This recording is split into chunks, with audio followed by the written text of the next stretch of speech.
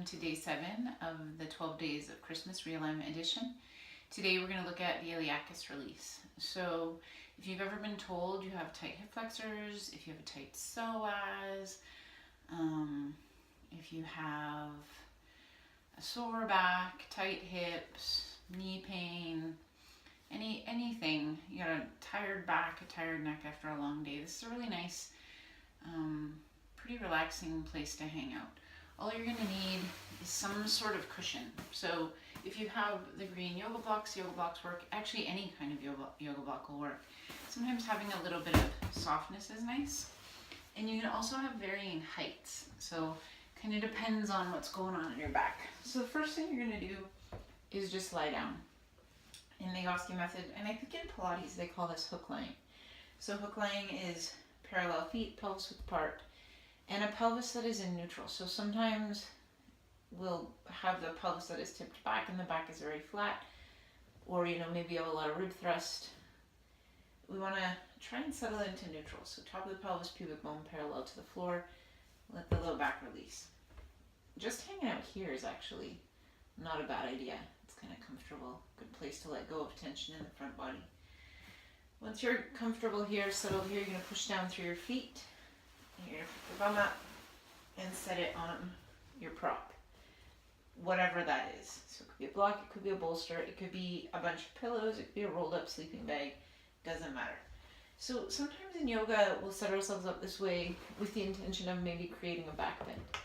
But I don't want that. I want you to think about shoulder crawling your rib cage up the mat until it almost kind of feels like the prop's pulling your pants off.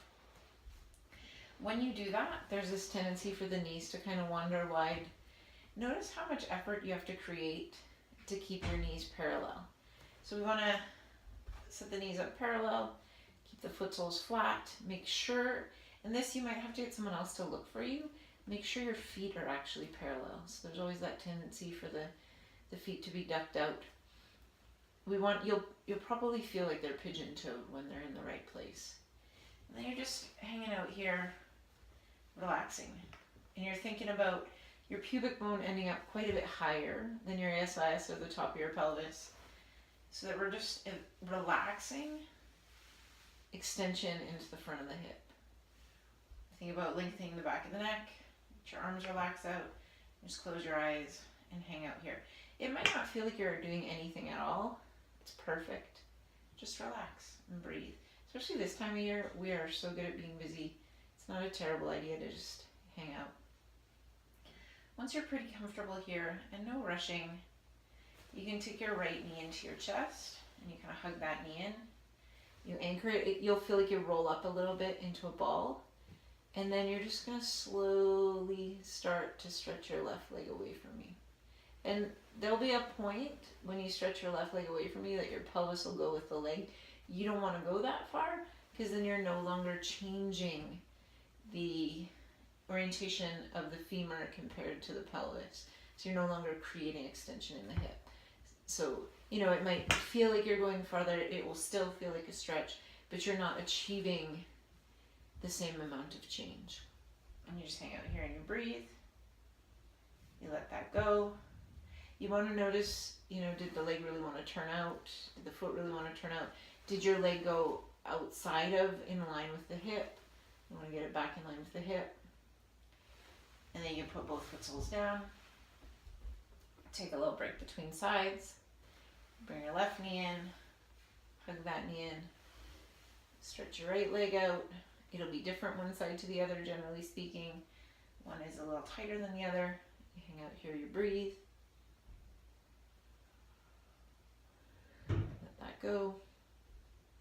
And then again, both foot soles down. And take your bum up off your prop.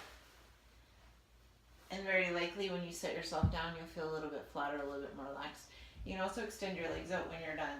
And just notice, do your hamstrings hit the floor a little better? And we worked on rib thrust the other day. Do you feel a little flatter? Because you might notice that you do. So that's the Iliacus release. Really helpful if you've got tight hip flexors. Thanks for joining me. Have a good evening. See you tomorrow.